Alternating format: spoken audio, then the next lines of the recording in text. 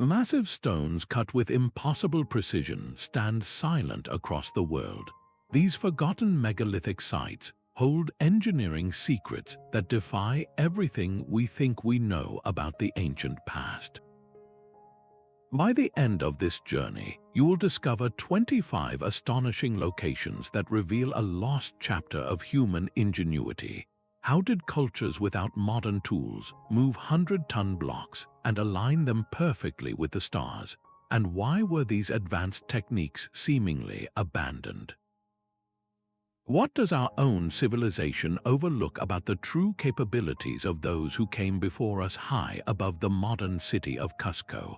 The zigzagging walls of Sacsayhuamán rise from the earth like the teeth of a stone giant.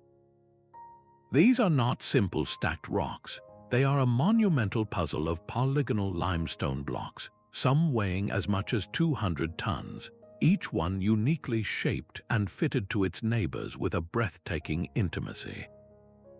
The joints between these colossal stones are so tight, so flawlessly interlocked, that for centuries people have said not even a single blade of grass can find its way through the seams. This is not mere stacking, it is a form of stone knitting, creating a structure of immense strength. The genius of this polygonal masonry is revealed during Peru's frequent earthquakes. While modern buildings sway and crack, these ancient walls simply settle and then reset, their complex angles and lack of straight mortar lines allowing them to dance with the earth rather than fight it. The mystery deepens when we ask how it was done. The Inca are not known to have used iron tools or the wheel for such projects. So how were these monstrous stones, hauled from quarries miles away, cut with such complex, multi-angled faces? Some researchers suggest methods involving patient abrasion with wet sand, slowly grinding the stone into its perfect form. Others, listening to local legends that speak of plants that could soften rock or sounds that could make stone light, wonder if we are missing a fundamental piece of the technological puzzle.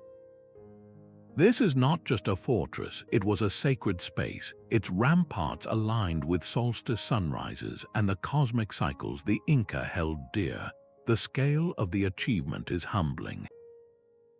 There is a story of a team of modern engineers, armed with lasers and diamond-tipped saws, attempting to replicate just a small section of this wall. After weeks of effort, they could not achieve the same seamless fit. This single site, a testament to a forgotten understanding of stone and earth forces, forces us to reconsider the very definition of primitive. If this was possible without the technology we assume is necessary, what other profound skills have been lost to time? This question echoes not just in the Andes, but across the ocean to another continent, where an even older enigma stands alone in the plains of modern-day Lebanon. Across an ocean and millennia apart, a similar mystery lies buried beneath the green hills of southern Spain. The Dólmen de Menga is not a fortress but a tomb, a colossal chamber of stone hidden within a great earthen mound. Built over 5,000 years ago, its scale is almost incomprehensible. The largest of its capstones, the roof slabs that seal the chamber, weighs more than 180 tons. To put that in perspective, that is the weight of a fully loaded blue whale, lifted and precisely positioned by a Neolithic society that had no wheels, no metal tools, and no draft animals. The sheer physical effort involved speaks of a powerful, shared purpose, a communal will that could move mountains of stone. But the mystery is not just in the weight, it is in the alignment. The entire long corridor of the Dólmen points directly at a singular, dramatic mountain on the horizon known as La Peña de los Enamorados, the Lover's Rock. This was no accident. Researchers like Leonardo Garcia San Juan suggest this was a sacred geography, connecting the realm of the ancestors with a permanent feature of the living world, perhaps for ceremonies tied to the seasons or to honor those who had passed. The engineering itself is a silent testament to lost techniques. How did they move these slabs from quarries over a mile away? The most likely answer involves a combination of log rollers, earthen ramps, levers, and the coordinated strength of hundreds of people. Yet, even knowing the methods, the achievement remains staggering. Inside the chamber, the air is cool and still, and the space possesses unusual acoustic properties, where a whisper can travel clearly from one end to the other, hinting that sound may have played a role in the rituals held here. Recent excavations have revealed even deeper secrets, finding a deep, narrow shaft sunk into the floor beneath the largest capstone, and hidden side chambers containing artifacts.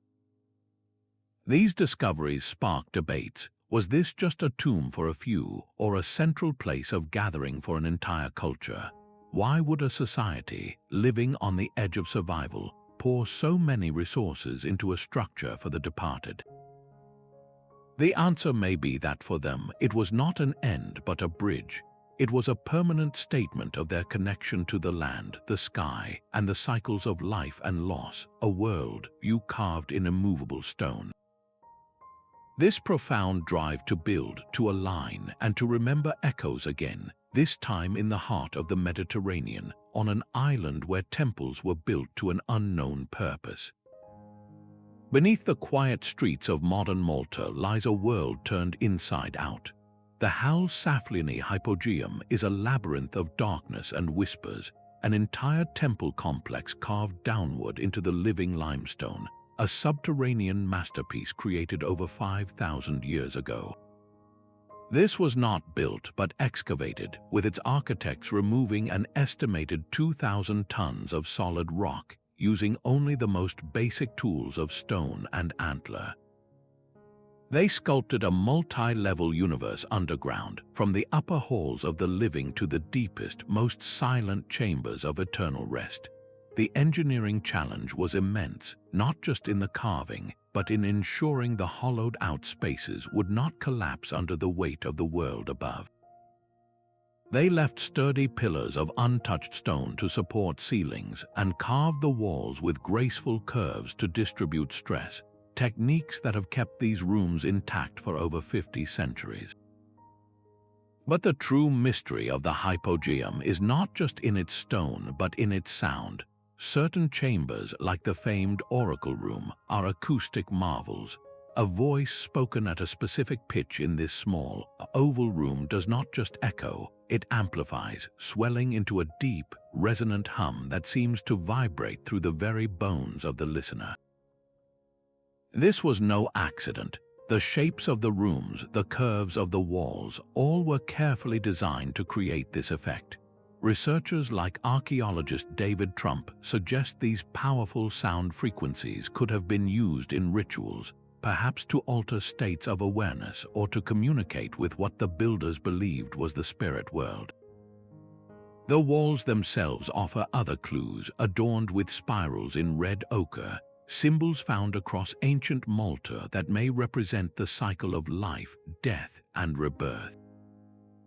This sacred purpose is underscored by the discovery within the complex, where the remains of thousands of individuals were found, some with skulls of an unusual, elongated shape that continues to spark debate about the origins and practices of this lost culture. The Hypogeum is a place of profound duality, a monument to both the physical mastery of an unforgiving environment and a deep spiritual yearning. It is a space where architecture and acoustics merge into a single technology of the sacred. How did a Neolithic society without written language or metal achieve such a perfect understanding of resonance and structural engineering? Their entire civilization would later vanish from the island, leaving only these silent, echoing halls as their legacy. To stand in the oracle chamber and feel that sound vibrate through you is to touch a forgotten human capability, an intuitive knowledge of the hidden power within stone and air. This drive to connect with forces beyond the everyday did not only lead people underground, it also compelled them to build on a scale that would challenge the sky itself. While the Hypogeum channeled the earth's whispers, another Maltese temple reached for the heavens. On a windswept cliff overlooking the sea, the Mnajdra temples are a silent symphony in stone, perfectly orchestrated to capture the sun. Built over 5,000 years ago from pale Globigerina limestone, these structures are not random piles of rock. They are a sophisticated astronomical instrument. On the spring and autumn equinox, the first rays of the sun spear through the main doorway, striking a specific stone slab deep inside the central temple.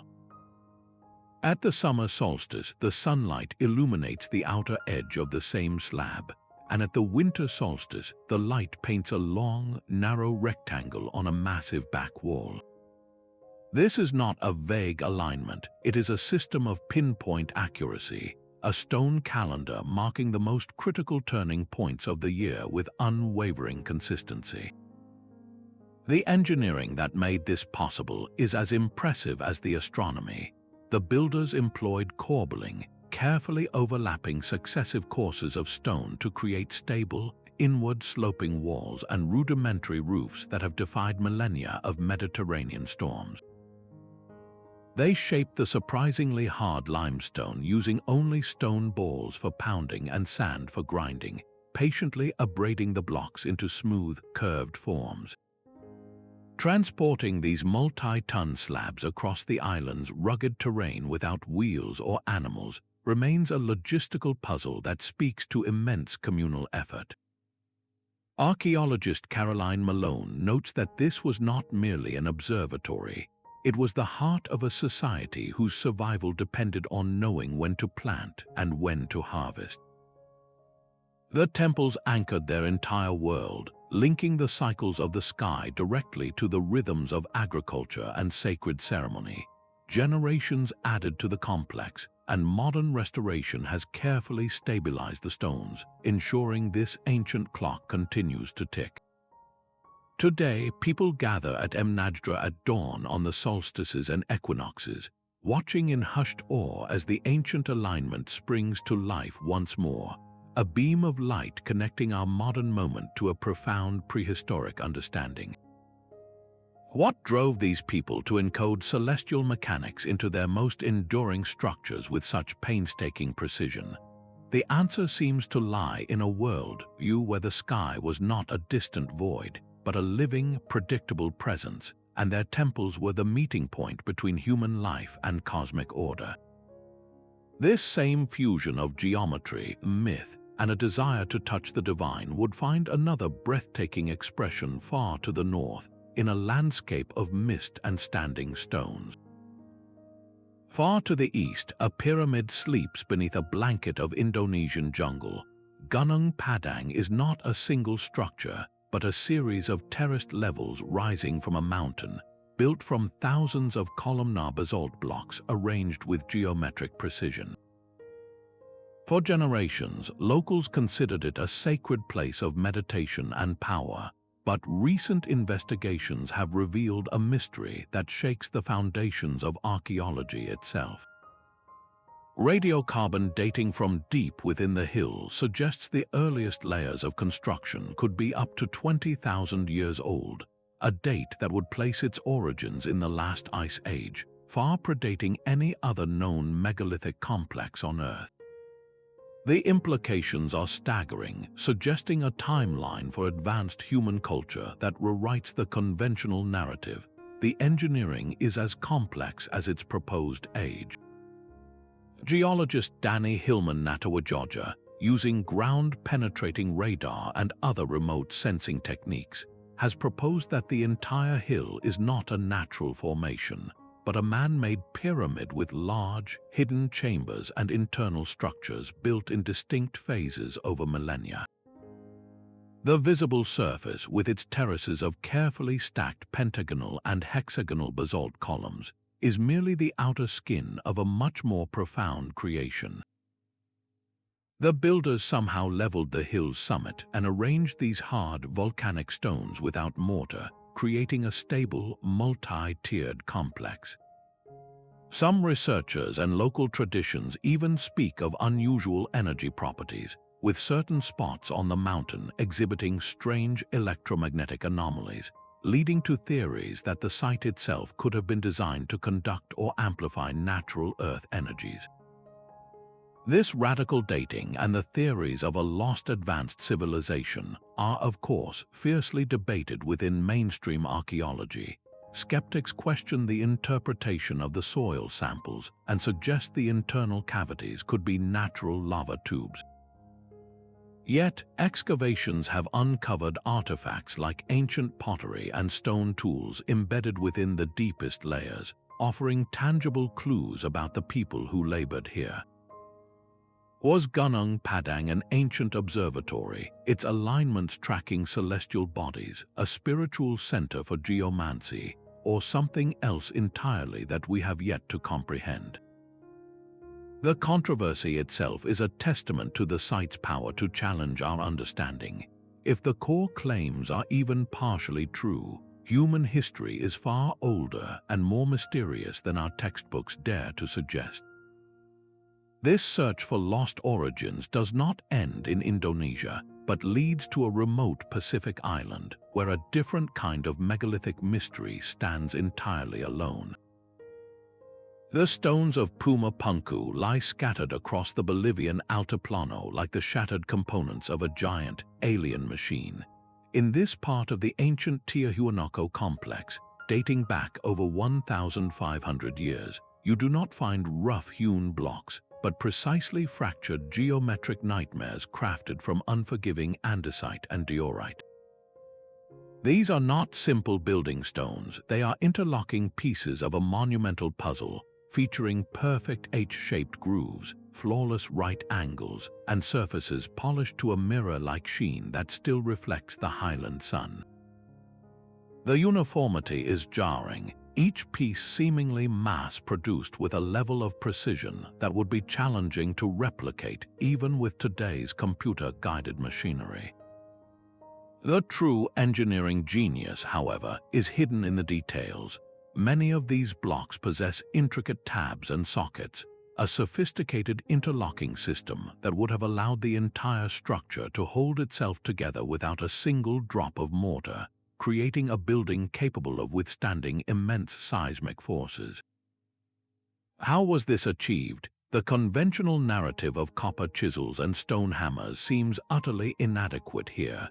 The stone itself is so hard that modern researchers suggest only diamond-tipped tools could have produced such clean, sharp edges and impossibly smooth faces.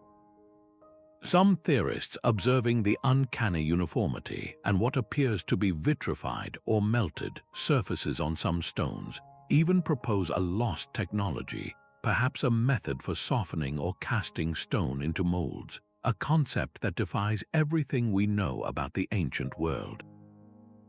The logistical challenges are equally baffling.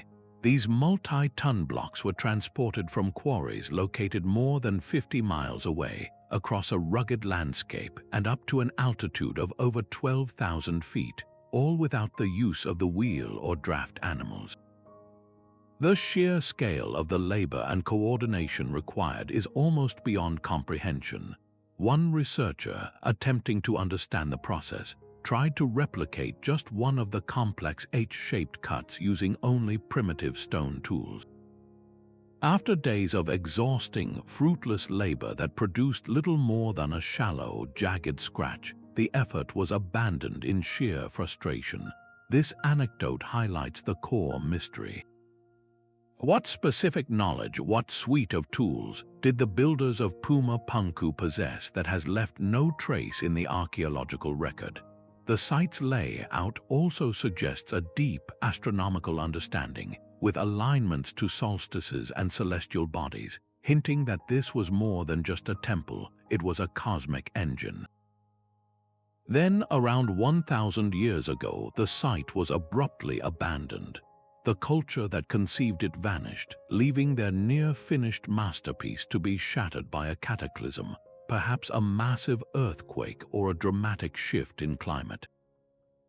Was their advanced knowledge lost in that single catastrophic event, or did it slowly fade away as the society that nurtured it collapsed?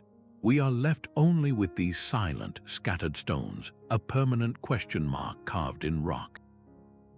This profound mystery of water and engineering leads us next to a place where stone architecture defies not earthquakes, but the sea itself.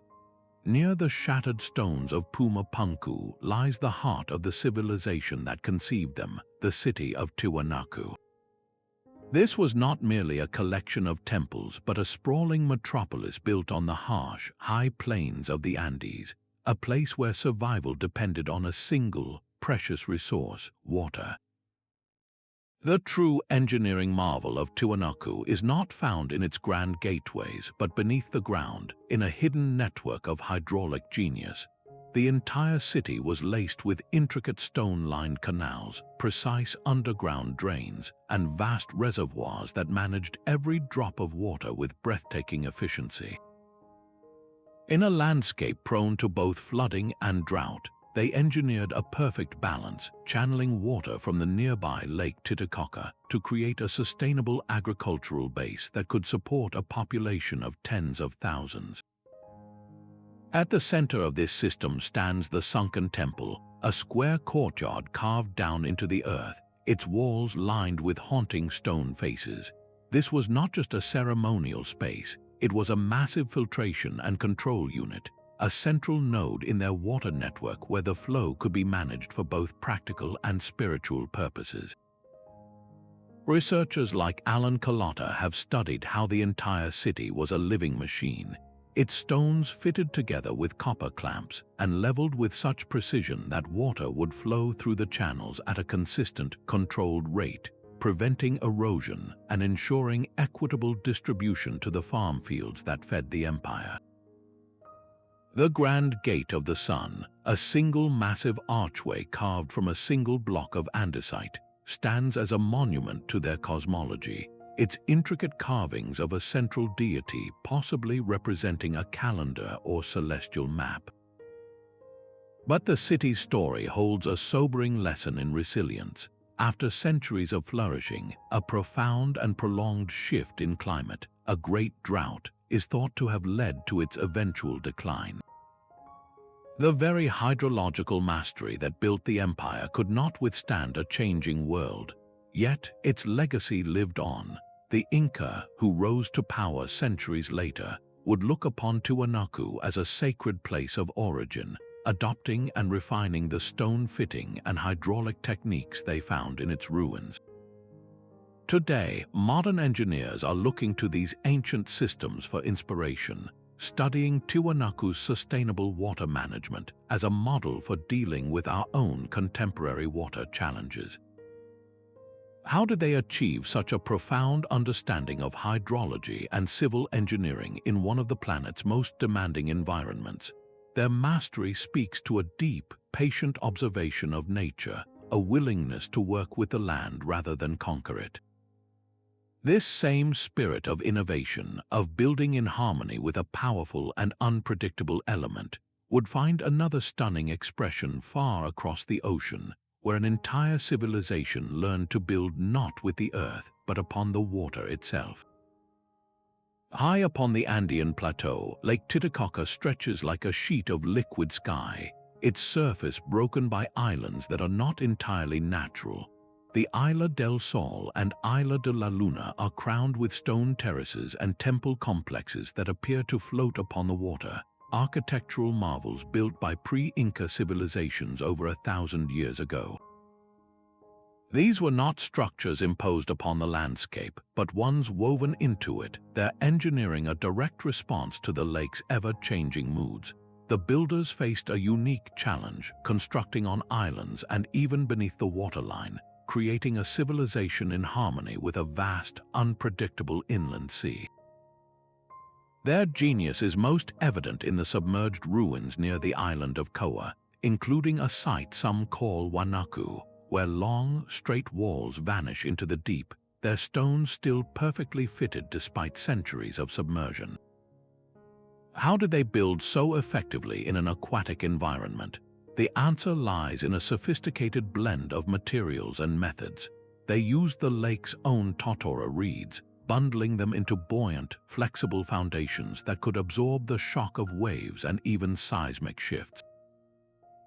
These reed mats were anchored with expertly carved stone weights, creating a stable base upon which they could erect their stone temples and homes. This was an architecture of resilience, designed to move with the water rather than rigidly resist it. The spiritual dimension of this work was profound. Renowned archaeologist Johann Reinhard has highlighted how these islands were considered the very birthplace of the sun in local creation myths. The temples were precisely aligned with solar and lunar events, turning the entire lake into a sacred map where the cycles of the heavens were reflected in the waters below. This was a place where engineering and cosmology were one. The islands also formed the heart of a vast trade network, with reed boats carrying goods and ideas across the lake and into the mountains. Local fishermen still speak of strange shapes seen in the deep, and some tell of finding ancient pottery and stone tools during dives, artifacts that hint at a time when the water levels were different and more of the city stood on dry land. What secrets still lie preserved in the cold, dark silt of the lake bed? The ruins of Lake Titicaca stand as a testament to a culture that did not fight its environment, but learned to build upon it, creating a floating world of stone and reed that defied the centuries. This same mastery of shaping a landscape, of carving a home from the most formidable settings, finds a parallel in another part of the world, where an entire city was cut directly into the face of towering cliffs. High on a ridge in the northern cloud forest of Peru, the fortress city of Kuelap rises like a stone crown, encircled by colossal limestone walls soaring 60 feet into the mist. This is the work of the Chachapoya people, a civilization that flourished here around 600 CE. The scale is staggering, a monumental defensive work constructed from millions of cubic feet of stone, all hauled up a near-vertical mountainside without the use of wheels or draft animals. The engineering begins with the approach, where 3 narrow, funnel-shaped entrances force any potential attacker into a single file line, easily defended from above. Inside, hundreds of circular stone buildings, their walls decorated with symbolic carvings of zigzag patterns, eyes, and serpents, cling to the steep terrain. But the true genius of Kuelap is not just in its walls, but in its relationship with water. The entire city is laced with a sophisticated network of drainage channels that run beneath the buildings and along the streets, meticulously designed to manage the torrential rains of the cloud forest. This intricate system prevented erosion and landslides, ensuring the city did not simply wash away down the mountainside.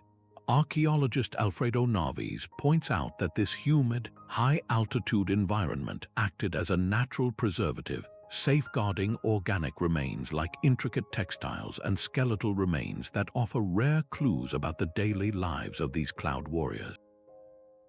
The stones themselves were fitted together without mortar, a technique that has allowed the walls to sway and settle during earthquakes rather than shatter. The effort to build here was Herculean. Researchers believe the stones were transported using earthen ramps, levers, and the raw muscle of thousands, a communal undertaking that speaks of a powerful, unified society. Walking through the main gateway, a visitor is immediately struck by the panoramic view, a breathtaking sea of green peaks and valleys that underscores the strategic mastery of the location.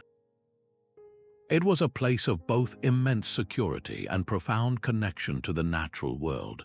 Yet, by the time the Inca arrived in the 15th century, Kuelap was already in decline. Why was this impregnable fortress eventually abandoned?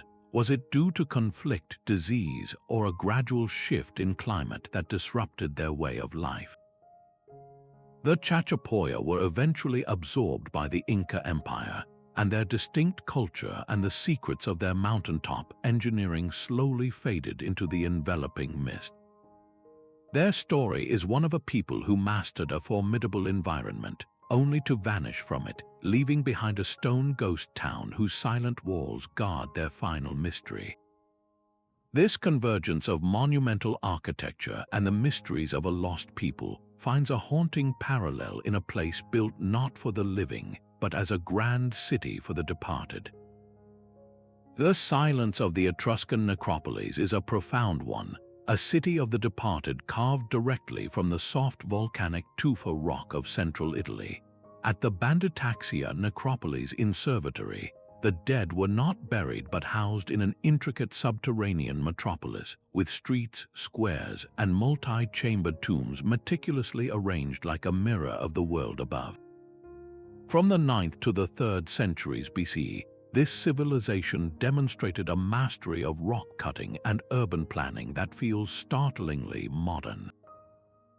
They did not simply dig graves, they sculpted eternal homes, carving beds, chairs, and even decorative ceiling beams from the living stone, creating a stunningly realistic setting for the afterlife. The engineering challenge was immense, excavating these soft, unstable chambers without causing collapse. Using little more than picks and chisels, they had to calculate the precise thickness of walls and pillars, leaving just enough support to hold the immense weight of the earth above for thousands of years. This was not random digging, it was a sophisticated understanding of structural integrity and material science. According to expert archaeologist Larissa Bonfonte, the entire complex reflects the Etruscans' profound belief in a vibrant existence after death, a continuation of daily life in another realm. The walls of many tombs were once alive with colorful frescoes depicting feasts, dances, and athletic games, while artifacts left within jewelry, pottery, and tools were meant for the deceased's use and comfort. Some of these tombs were even aligned with specific constellations, linking the fate of the individual below with the eternal cycles of the stars above. For centuries, the necropolis was lost to history, its secrets first plundered by looters and only later carefully studied by archaeologists. These explorations have revealed inscriptions that provide precious insights into the Etruscan language and social structure, a culture that deeply influenced the rising Roman state.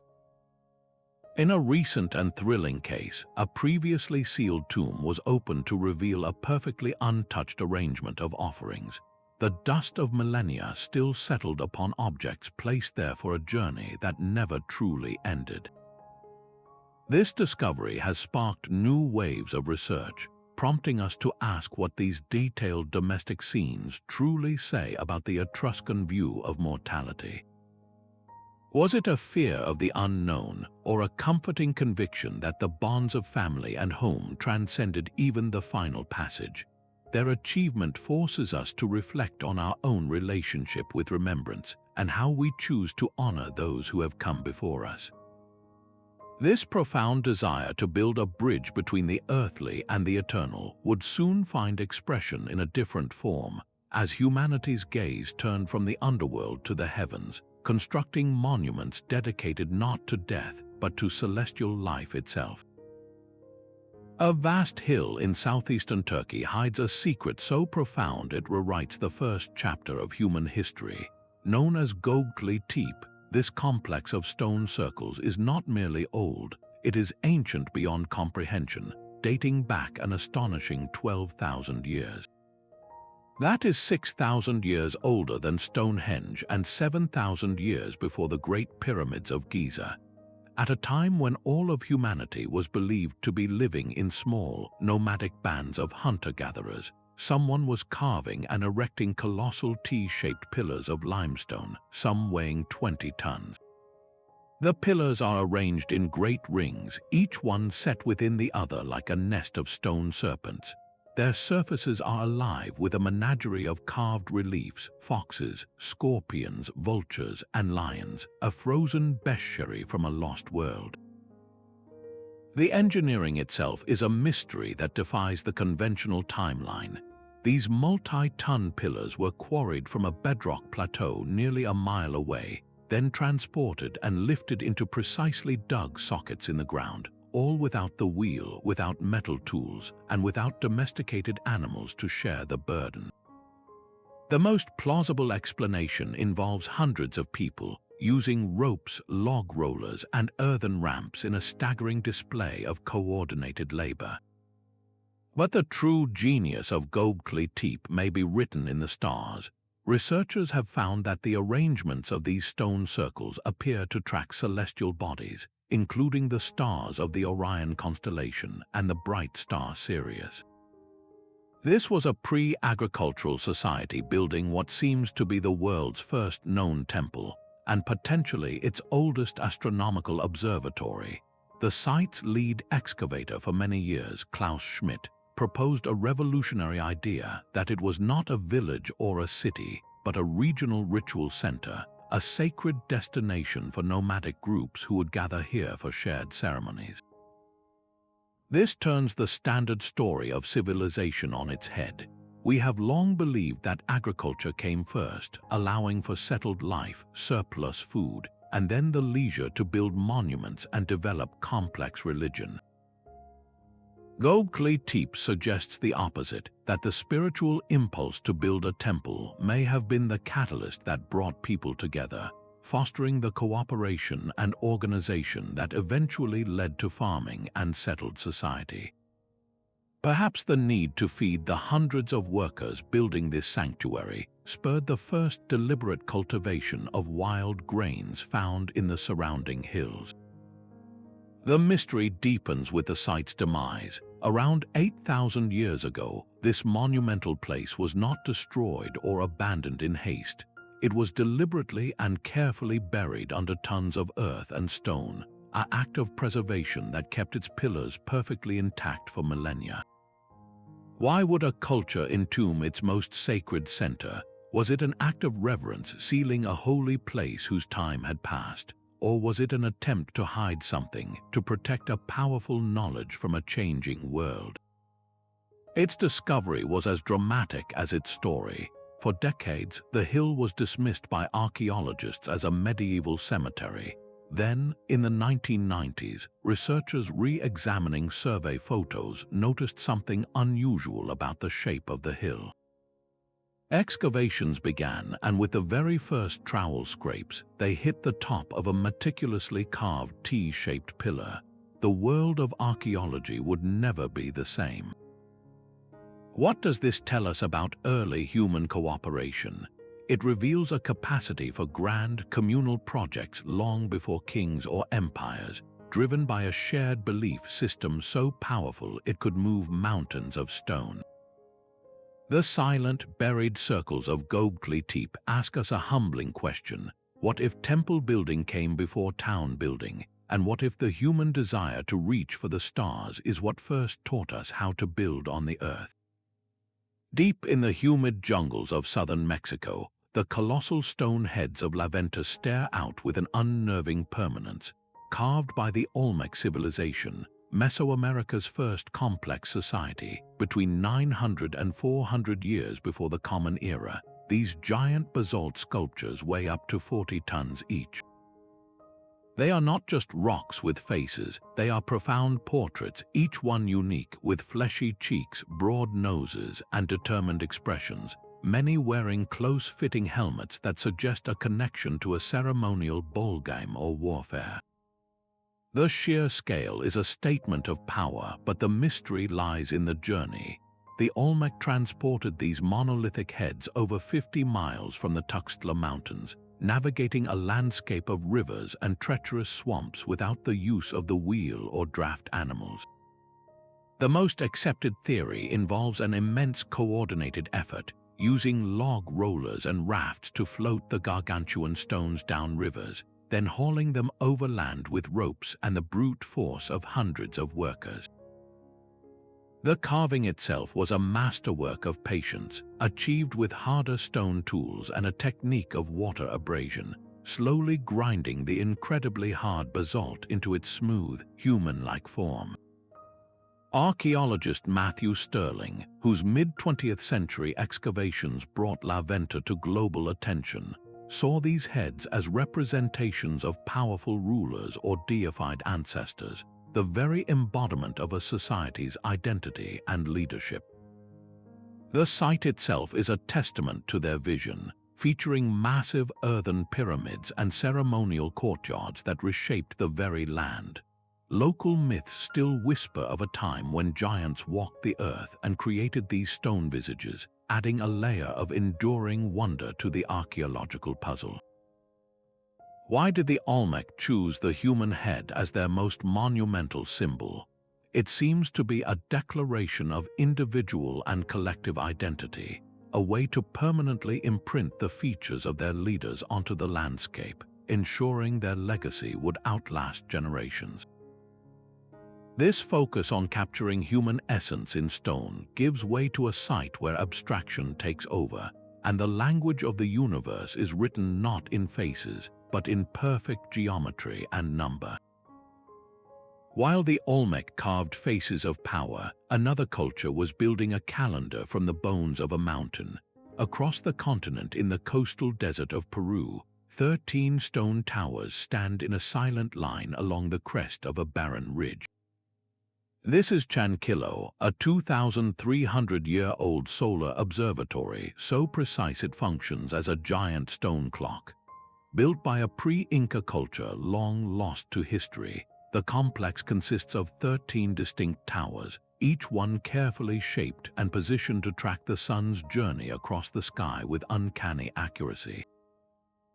From a specific observing point to the west, the sunrise appears to march along the horizon, rising over the first tower at the June solstice, then progressing to the next tower every 10 to 20 days until it reaches the final tower at the December solstice. The entire year is measured in stone and light. The engineering is deceptively simple, yet it reveals a profound understanding of geometry and astronomy. The builders used local stone and simple tools to construct these robust, rectangular towers, shaping them to create clean, sharp silhouettes against the bright dawn sky. They had to ensure each tower was of a specific height and width, and that the distances between them were exact, all to create a consistent, readable solar marker. The entire arrangement was built to last, its foundations sunk deep into the ridge to withstand the harsh desert winds. For centuries, the true purpose of these mysterious towers was unknown, first noted by 19th-century explorers who catalogued them as a curious fortress. It was not until archaeologist Ivan Gezi carefully re-examined the site in the 21st century that the astronomical function became clear. His team demonstrated through precise measurements and observation that the alignments were no accident, they were a sophisticated calendar system. This was not just for telling the date, it was likely vital for a society whose survival depended on knowing the right time to plant crops or to hold the ceremonies that ensured rain and fertility. The site is connected to a nearby fortified temple, suggesting this knowledge was controlled by a powerful elite, the keepers of time itself. Today, modern visitors gather at Chankillo on the solstices, watching in quiet reverence as the ancient alignment springs to life, the sun rising perfectly over the end towers just as it did over 2 millennia ago. What inspired this culture to encode time itself into a mountain ridge? And how did they maintain this precise knowledge across generations without a written language to record it?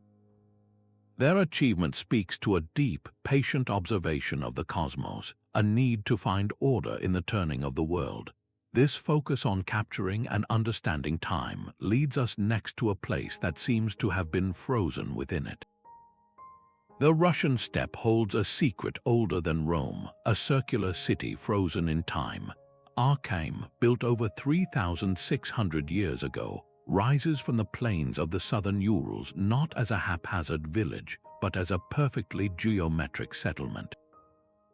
Two concentric circular walls, separated by a defensive moat and a central square, formed a fortress of astonishing sophistication. This was the work of the Mnajdra culture, a people who mastered metallurgy, crafting bronze tools and weapons in furnaces that lit the interiors of their timber-framed homes. Their engineering genius is seen in every detail, from a complex drainage system that channeled rainwater away from the dwellings to the labyrinthine street layout designed to confuse any attacker who breached the outer walls. But the true mystery of Arkaim is written in the stars. The entire city is a celestial observatory. Archaeologist Gennady Zidanovich revealed that its 4 gates are precisely aligned with astronomical events, with the main southeastern gate capturing the sunrise on the summer solstice and other openings tracking lunar cycles and the bright stars of the Cygnus constellation. This was a place where daily life and cosmic order were intimately woven together, a proto-urban center where the smith's hammer fell in rhythm with the turning of the heavens. The discovery of this lost city was as dramatic as its design. In the late 1980s, Soviet pilots conducting an aerial survey spotted the clear, geometric patterns on the ground, circles within circles that were invisible from the surface. Archaeologists led by Zidanovich rushed to the site and were stunned to find a settlement so perfectly preserved, its layout so intentional that it was quickly dubbed the Russian Stonehenge, though it was both a dwelling and a temple. Why build such an advanced center in this remote and harsh landscape? It may have been a hub for the emerging Indo-European migrations, a place of power where metal, trade, and spiritual knowledge converged. Yet its life was tragically short. Within a few generations, the entire city was consumed by a great fire and deliberately abandoned. Researchers found evidence that the inhabitants themselves may have set the blaze before departing in an orderly fashion, taking their belongings with them. Was this a ritual closing, a way to sanctify a place whose purpose had been fulfilled, or an escape from an unseen threat? Perhaps conflict or a shift in climate that made survival impossible. The charred timbers and ashen streets speak of a deliberate end, not a chaotic fall. This act of ceremonial departure adds a profound layer to the mystery, suggesting a people so connected to their creation that they chose its fate. What knowledge of metal, stars, and community building was lost in that smoke? And where did the people of the Sun City go when they walked away from their perfect circles? Deep within the Peruvian Andes, a mountain was hollowed out to become a living god. Chavín de Huántar, built over 3,000 years ago, is not a temple that reaches for the sky, but one that plunges into the earth, a labyrinth of underground galleries and canals designed to orchestrate a profound sensory experience. At its heart lies the Lanzón, a 15-foot-tall shaft of white granite carved into a snarling, part human, part jaguar deity, anchored deep in the darkness where no direct sunlight ever falls. The journey to this inner sanctum was a carefully engineered part of the ritual. Pilgrims would navigate narrow, twisting corridors, their footsteps echoing in the oppressive silence, only to be met with a sudden, terrifying roar that seemed to emanate from the very stones. This was the genius of Chavín engineering, a network of hydraulic and acoustic tubes. Researchers, led by archaeologist John Rick, discovered that channels built to manage water flow were also designed to amplify sound, carrying the noise of rushing water or a priest's chant from one part of the complex to another, transforming it into a deafening, otherworldly bellow. The effect was a form of ancient psychological theater, using disorientation and overwhelming sensory input to potentially induce altered states of consciousness among the worshippers. The construction itself was a monumental feat. The builders leveled mountaintops and imported exotic materials like spondylus shells from the distant ocean and granite from quarries miles away, all without the wheel or pack animals. The entire complex is a masterpiece of hydrological control, with intricate drainage systems that have prevented flooding in the water-saturated environment for millennia, and precisely fitted stone walls that have withstood countless earthquakes.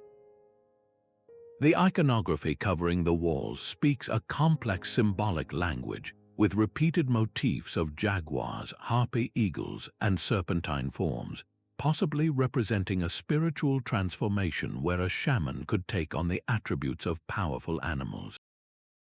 A modern visitor standing in one of the echoing galleries described hearing a low hum that seemed to vibrate up from the floor, a faint but undeniable echo of the rituals once performed here.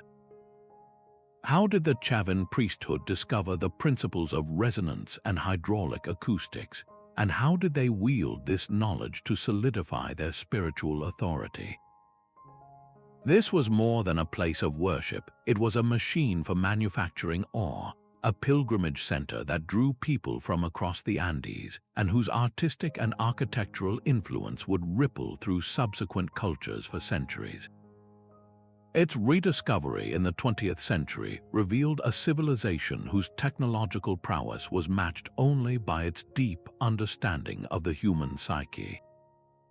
They did not just build with stone and water, they engineered belief itself, crafting an experience so powerful it resonated through the ages. 1,600 miles from the nearest shore, colossal stone faces gaze inland across a remote island, their silent watch a monument to one of history's most perplexing engineering feats.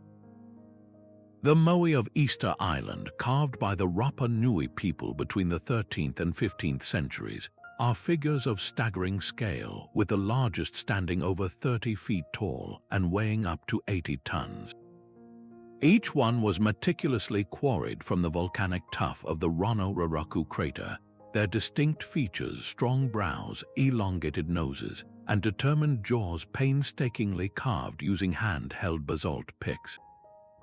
The sheer act of carving was a masterwork of patience, but the true, enduring mystery is how these stone giants were then transported miles across the island's rugged, undulating terrain to their final ceremonial platforms, the ahu. Without the wheel, without metal, and without large animals to pull them, the Rapa Nui moved mountains. One prevailing theory, supported by the work of archaeologists like Joanne van Tilburg, suggests they were walked upright. In experiments, teams using only ropes and coordinated effort have shown how a statue can be rocked side to side, inching it forward in a slow, deliberate shuffle. Another theory proposes a system of wooden sledges or log rollers, gliding the Moai on a lubricated path, yet each method presents its own puzzles, from the immense consumption of wood and rope to the precise coordination required to prevent a catastrophic tip. The investment was astronomical for a small, isolated society. Why commit such vast resources? The answer seems to lie in a powerful spiritual and social drive. The Moai are believed to represent deified ancestors, their backs to the protective sea, their watchful eyes overseeing the living communities. They were a focal point for mana, or spiritual power, their presence ensuring fertility and prosperity. This profound cultural need, however, may have contributed to a tragic ecological collapse. The very process of moving the statues, which required vast quantities of timber for ropes and rollers, is thought to have accelerated the deforestation of the island. Oral histories passed down through generations speak of a time when the Moai walked to their ahu with the help of divine power, a tradition that some interpret as a cultural memory of the actual engineering methods, while others wonder if it hints at a lost technique we have yet to comprehend. The story reached a sobering turn as resources dwindled and social structure fractured, leading to a period of conflict and the eventual toppling of most of the statues. Today, ongoing restoration projects have carefully re-erected several of the Moai, allowing them to stand once more as a testament to both human ingenuity and a poignant warning about the limits of an isolated environment. Their silent forms compel us to ask what we would sacrifice for our own monuments, and what happens when a society's ambitions outpace the resources of its world. This story of isolation and its consequences finds a powerful contrast in our next location, a place that was not an island of solitude, but a vibrant, interconnected crossroads of the ancient world. The fields of Carnac in northwestern France hold a silent army of stone. More than 3,000 individual standing stones, known as menhirs, stretch across the landscape in long, precise rows and enigmatic circles, a megalithic project of staggering ambition erected over a 1,000-year period. These are not random placements. The largest of these granite blocks weigh dozens of tons, and their alignments are deliberate, with key rows pointing toward the rising and setting sun on the solstices and tracking the complex cycles of the moon. This was large-scale landscape engineering, a coordinated effort that must have required the sustained labor of generations, all working toward a shared vision whose full meaning is now just beyond our grasp. Archaeologist Serge Casson suggests these were not just an observatory, but a sacred geography, marking processional pathways for seasonal rituals or defining a territory imbued with spiritual power. The engineering challenge was immense. Each stone was quarried from local granite outcrops, then transported for miles using a system of log rollers, levers, and earthen ramps, a testament to Neolithic ingenuity and sheer human persistence.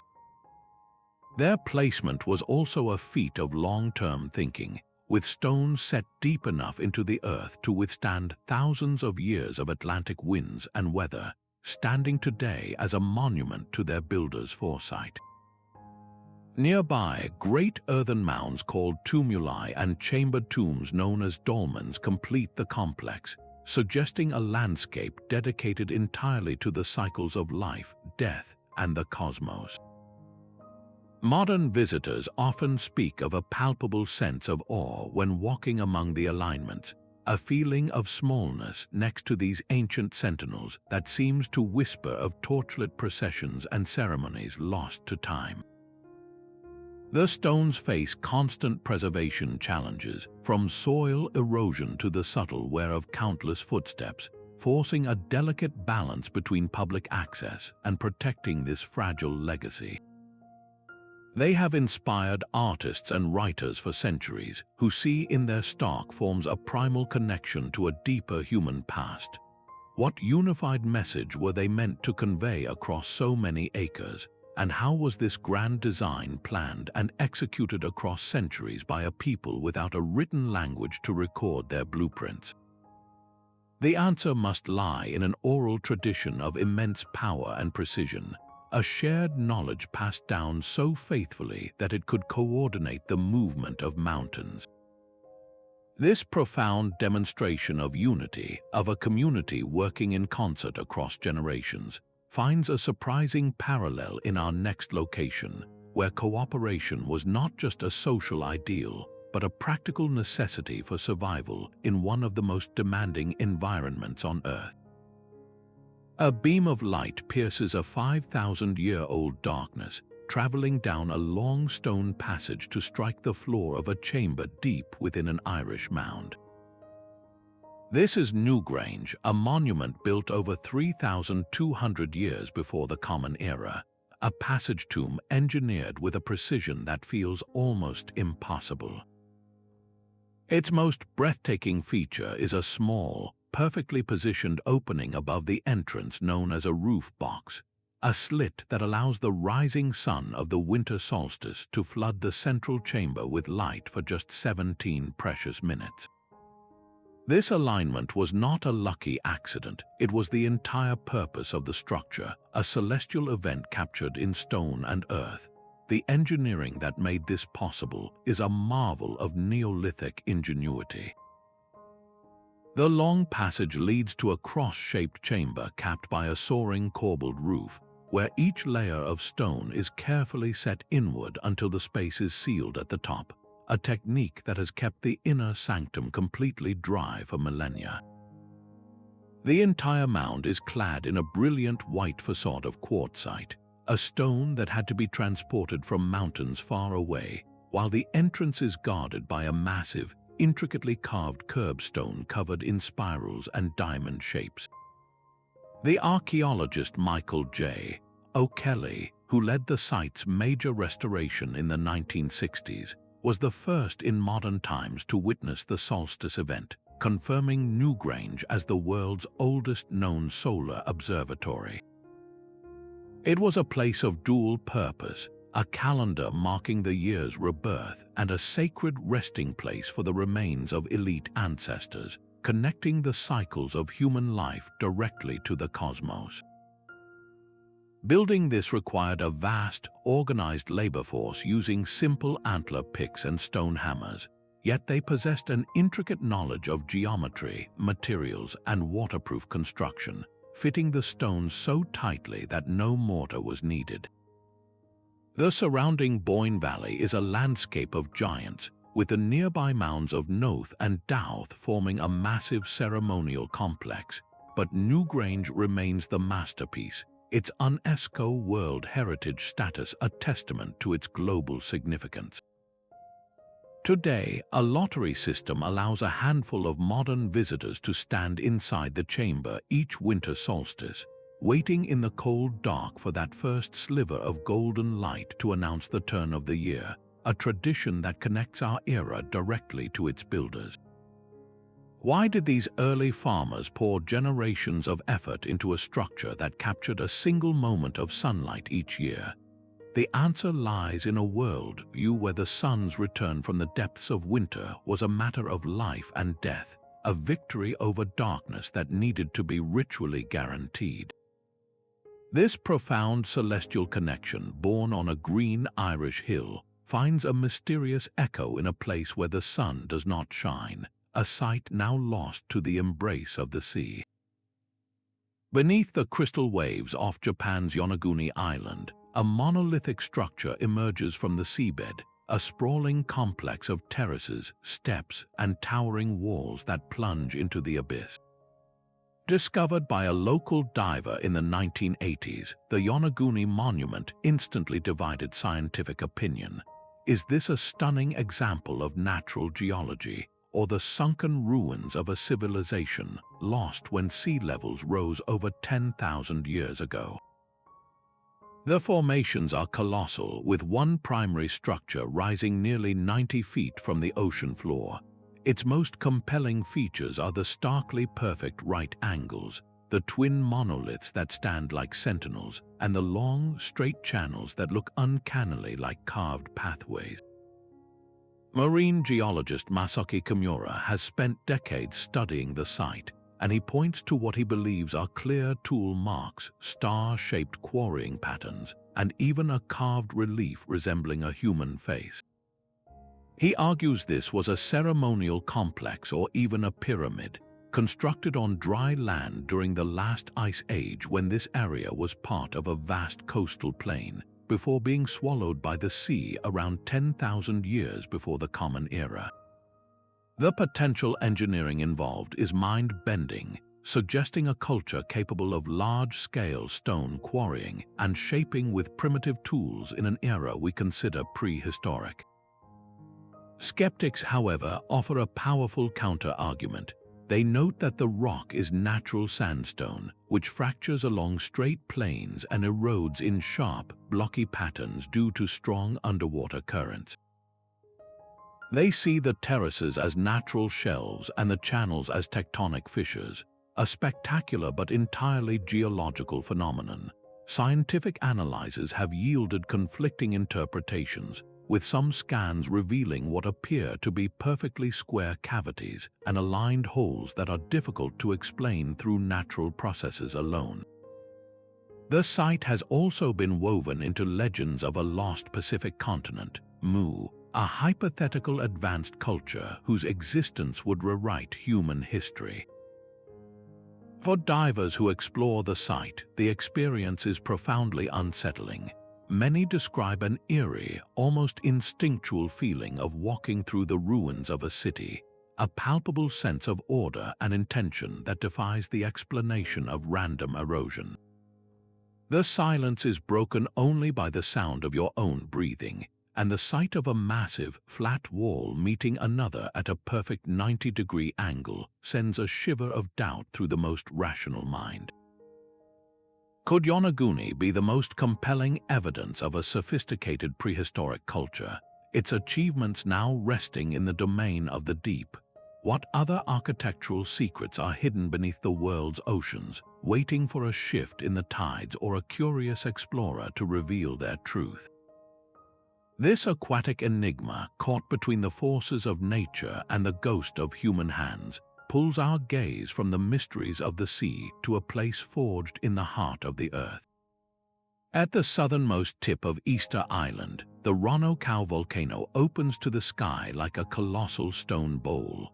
Perched precariously on its crater rim, the ceremonial village of Orongo clings to the edge of the world, a testament to a dramatic shift in Rapa Nui culture. Here, the era of the Great Moai gave way to a new and perilous tradition, the Birdman cult. From the 16th to the 19th centuries, the Rapa Nui built over 50 low, elliptical stone houses directly into the volcanic slope, their walls and roofs ingeniously constructed from overlapping basalt slabs.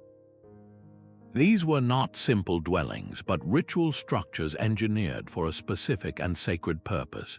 Without using any mortar, the builders fitted the heavy, local stones together with such precision that the houses could withstand the relentless, battering winds that sweep across the exposed clifftop, a feat of dry stone masonry that has preserved these structures for centuries. The village was the stage for an annual competition that decided the island's political and spiritual leadership. Each spring, young men chosen by powerful chiefs would make a treacherous descent down the 300-meter cliff face, then swim through shark-infested waters to the islet of Matu Nui. Their goal was to retrieve the first egg laid by the sooty tern, a migratory seabird. The man who succeeded, and whose sponsor was thus named the Birdman for the year, brought immense mana or spiritual power to his clan. This ritual, deeply intertwined with fertility rites and solar observations, is immortalized in thousands of petroglyphs carved into the volcanic rock around Orongo, depicting the Birdman figure and the creator god Makemake. The pioneering archaeologist Catherine Routledge, who documented the site in the early 20th century, noted the profound spiritual atmosphere and the villagers' deep connection to this dramatic landscape. Yet, this vibrant center of culture met a swift and tragic end. After European contact in the 18th century, introduced diseases and slave raids devastated the Rapa Nui population, leading to Orongo's complete abandonment by the 1860s. Today, conservation efforts work to stabilize the stone houses and protect the fragile carvings from further erosion, a race against time to preserve the last great chapter of the island's indigenous civilization. How did a society pivot from carving colossal ancestor figures to a ritual that risked human life on a sheer cliffside? The answer lies in a profound adaptation, a turn from the stone giants of the past to a direct physical engagement with the powerful natural forces that surrounded them. This fusion of human belief with the raw power of the earth finds a different expression in a place where the landscape itself was sculpted into a celestial map. The Nazca Desert holds a canvas so vast it can only be seen from the sky. Etched across the arid plains of southern Peru are hundreds of immense geoglyphs, lines stretching for miles to form perfect triangles and trapezoids, and figures so large they depict a hummingbird, a spider, and a monkey with a coiled tail. Created by the Nazca culture between roughly 500 years before the Common Era and 500 years after, these earthworks are a feat of engineering executed on a staggering scale. The technique was deceptively simple yet brilliantly effective.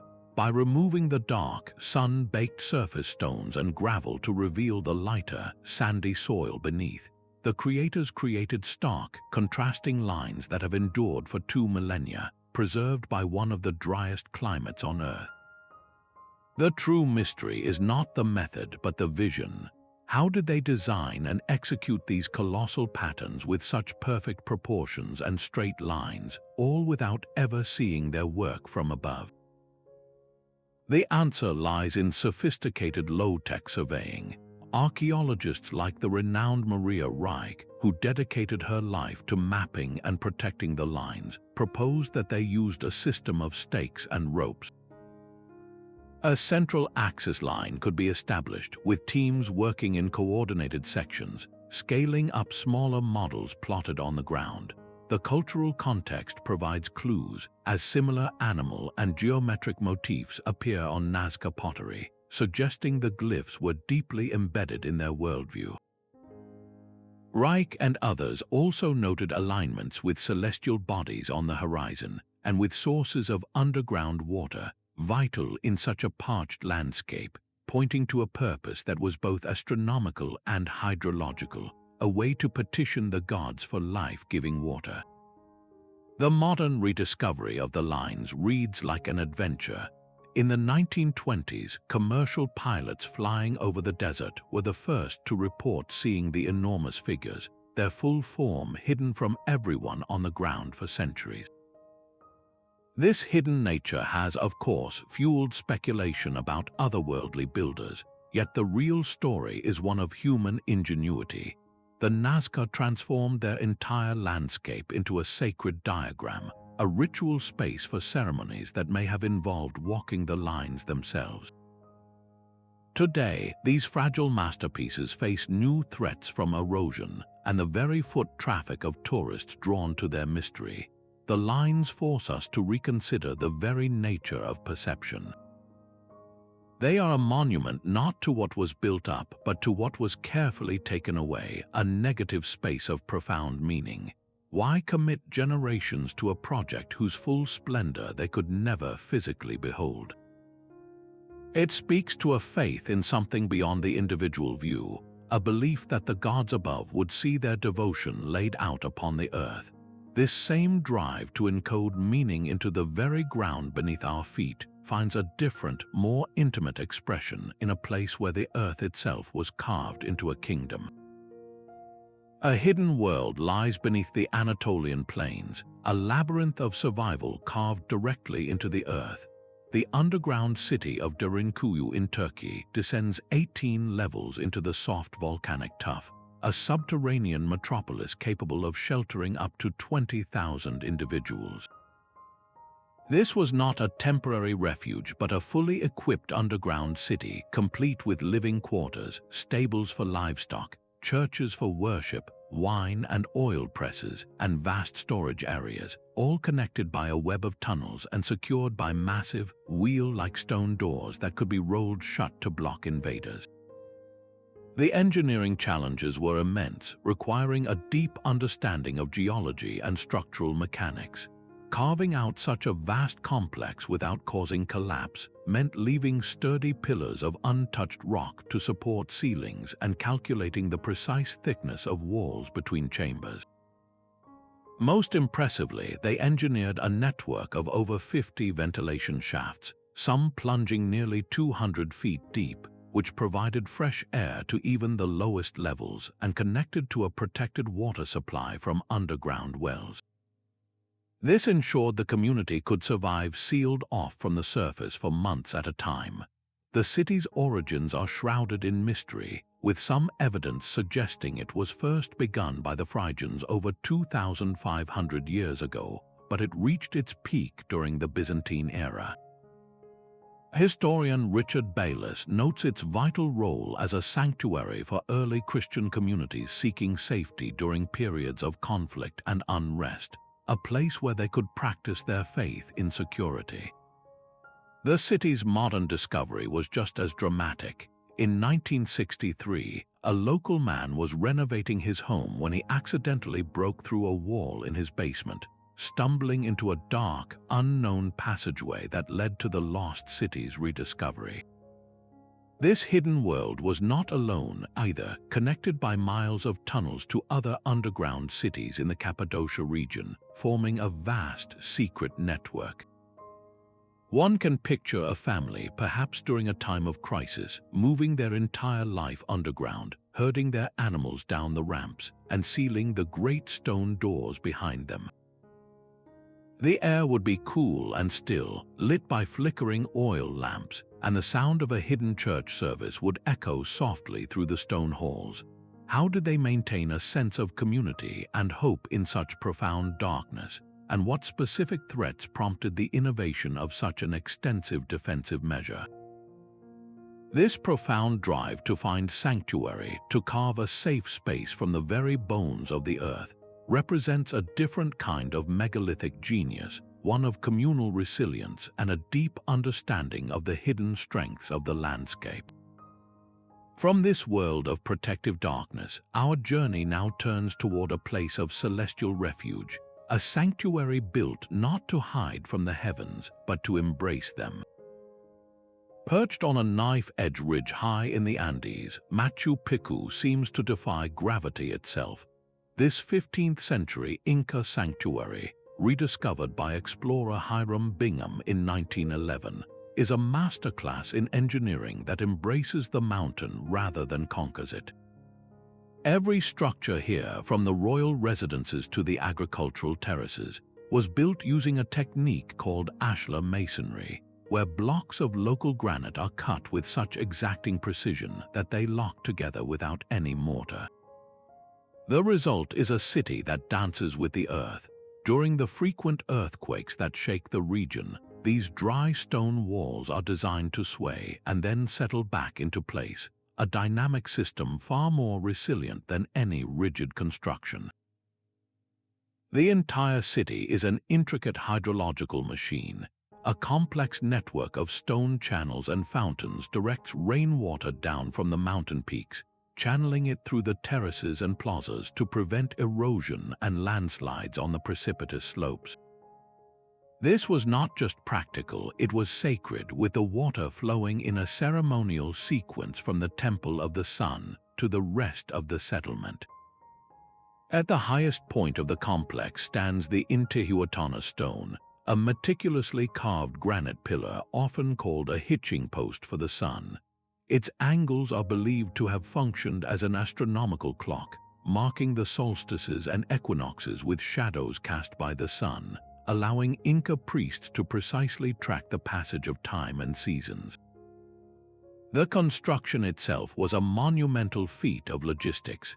The Incas quarried the granite directly from the mountaintop, using stone hammers and bronze tools to fracture the bedrock along its natural fissures. They then moved these multi-ton blocks using earthen ramps, log rollers, and the coordinated strength of thousands of workers, all without the wheel or draft animals. Why build such an elaborate city in so remote and inaccessible a location? Theories suggest it was a royal estate for the Emperor Pachacuti, a secluded retreat and ceremonial center far from the capital of Cusco. Its isolation ultimately became its salvation, allowing it to remain hidden from Spanish conquistadors and preserved for centuries beneath a blanket of jungle growth. Modern trekkers who arrive at dawn often speak of an overwhelming sense of awe as the morning sun burns away the mist, revealing the stone city glowing against a backdrop of jagged green peaks. This feeling of spiritual connection is no accident. It was woven into the very fabric of its design, a perfect alignment of architecture, astronomy, and the awe-inspiring power of the natural world. Yet this successful seclusion stands in stark contrast to the story of another isolated culture, one whose own monumental achievements were forged in a landscape of extreme and unrelenting scarcity. The sea itself became a foundation at Nan Madol, a city of 92 artificial islands adrift in a lagoon off Pohnpei. To reach its heart, you must navigate a watery maze through dense mangrove channels where the air hangs thick and silent. The islands are not made of earth but of colossal basalt logs, some weighing 50 tons, stacked in crisscrossing patterns like a giant's game of pick-up sticks. This is the Venice of the Pacific, a ceremonial capital built between the 13th and 16th centuries by the Soto dynasty, all without a single drop of mortar to bind the stones. The engineering challenge was monumental.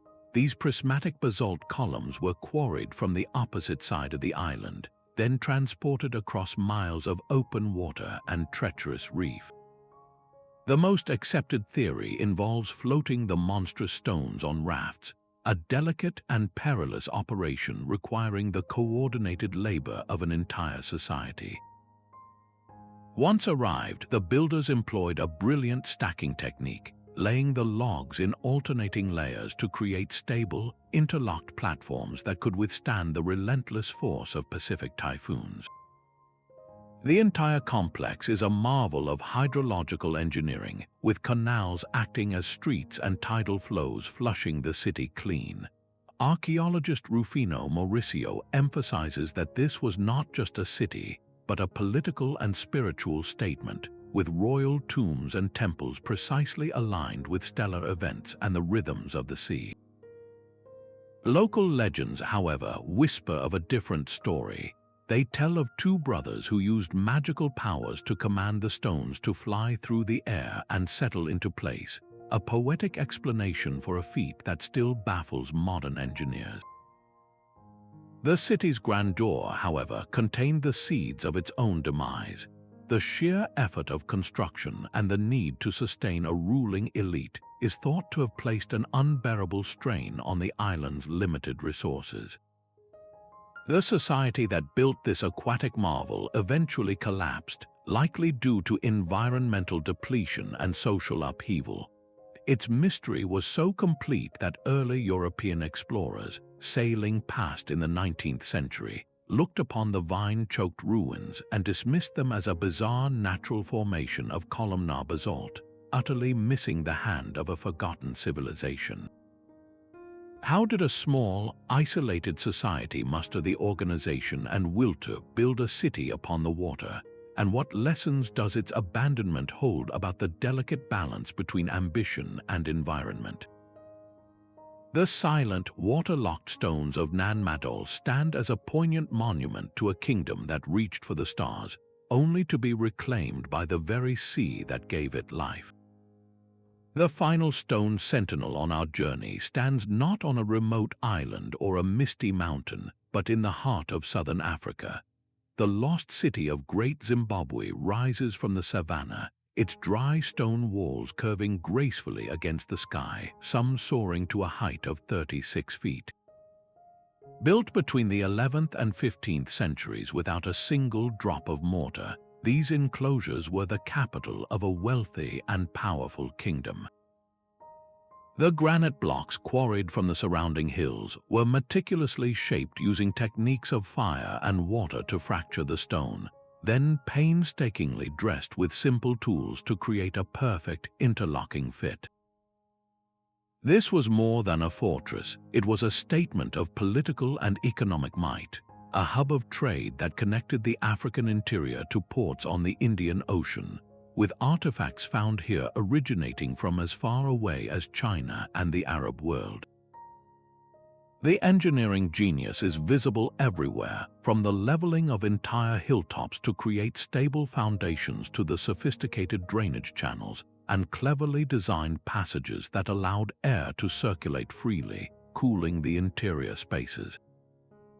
At the heart of the great enclosure stands its most enigmatic feature, a solid, conical tower that mirrors the shape of a nearby granary, a potent symbol of the kingdom's prosperity and spiritual authority. For generations, colonial narratives refused to believe that an African civilization could have produced such a masterpiece, attributing it to Phoenicians or other foreign builders.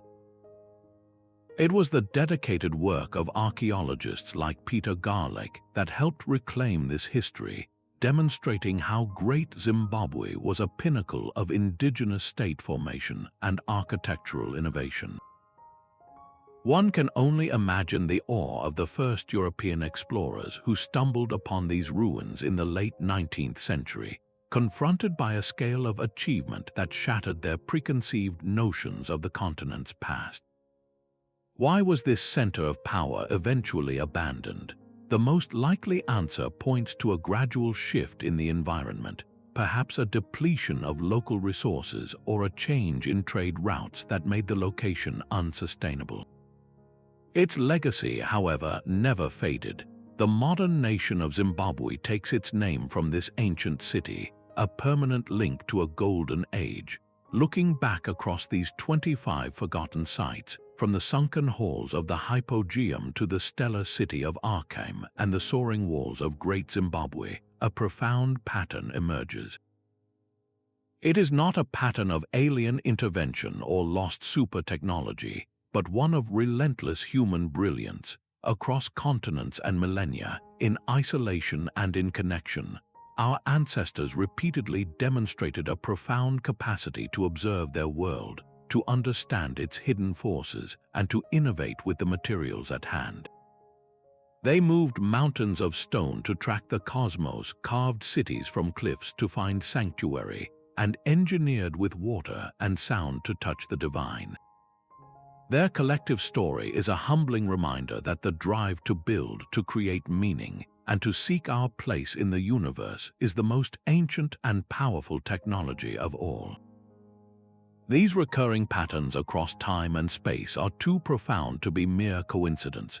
We see a shared language of geometry, where perfect circles, sacred angles, and celestial alignments were encoded into stone from the plains of Carnac to the peaks of the Andes. These builders possessed an intimate understanding of their local environments, whether carving cities into soft volcanic tuff or constructing floating islands to withstand typhoons. They achieved this not with complex machinery, but with an almost unbelievable mastery of simple physics, leveraging levers, ramps, and the collective strength of their communities. This points to a deep, accumulated knowledge of mathematics, astronomy, and materials science, a wisdom often lost in the gaps of our conventional historical records. Some researchers, like author Graham Hancock, see in these similarities evidence of a lost global civilization or a common source of advanced knowledge that was later forgotten. Mainstream archaeology, however, often interprets these feats as the result of incremental innovation, where each culture independently discovered the most efficient ways to move and shape stone over generations. Both perspectives, however, must contend with the same undeniable reality: the stones themselves. The engineering principles on display are a testament to human ingenuity. We see the repeated use of transport methods like log rollers and reed boats, construction techniques like corbelling and polygonal fitting that created earthquake-proof structures, and purposes that seamlessly blended the practical with the sacred, from water management to solstice observations. These ancient sites are not just relics, they are inspirations. Modern architects and engineers are now looking to these principles for lessons in sustainable design, studying how the passive cooling of underground cities or the seismic resilience of interlocking stone could inform our own building practices. For the cultures connected to these places, they are the bedrock of identity, a tangible link to ancestral genius. The race is on to preserve them from the threats of climate, erosion, and neglect. New technologies are accelerating this discovery. Researchers using LiDAR, which can see through dense jungle canopy, are finding lost cities at an astonishing rate, revealing that sites like Great Zimbabwe or the complexes around Angkor Wat are far larger and more complex than we ever knew. One team in Guatemala, for instance, recently scanned a seemingly empty stretch of rainforest and uncovered the foundations of thousands of buildings, rewriting their understanding of an entire civilization's population and organization. This flood of new data forces a humbling question: what can we, with all our digital tools and global networks, learn from these ancient masters? Their wisdom speaks to a harmony with the natural world, a patience that planned for centuries, and a communal spirit that could achieve the impossible. Their legacy is a challenge to our own era of rapid consumption and short-term thinking. Perhaps the greatest secret they hold is not how they built, but why they chose to build for eternity, leaving a message in stone that we are only now beginning to fully hear. From the echoing chambers of Hal Saflieni to the star-aligned pillars of Göbekli Tepe, these 25 forgotten megalithic sites reveal a profound tapestry of human engineering. They are not isolated curiosities, but chapters in a single, sprawling story of ingenuity that transcends the conventional timeline of history. We have walked among stones that track the sun with pinpoint accuracy, stood in chambers that transform sound into a physical force, and marveled at walls fitted together so perfectly they can dance with earthquakes. These achievements force a humbling realization: our ancestors were far more than primitive survivors. They were master observers, brilliant engineers, and cosmic architects. The key takeaway from this global journey is that history is not a simple, linear progression. It is a rich and complex narrative filled with peaks of innovation that were later forgotten and mysteries that stubbornly resist our modern explanations. These sites are an open invitation to question what we think we know, to explore the gaps in our understanding, and to develop a deeper appreciation for the limitless capabilities of the human spirit.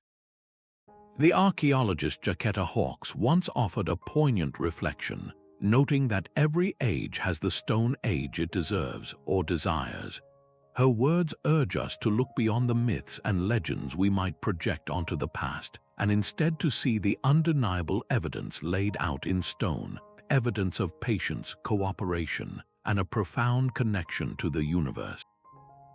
If this journey has sparked your curiosity, I encourage you to seek out these wonders for yourself. Visit them if you ever have the chance, or lose yourself in the fascinating research that continues to unfold.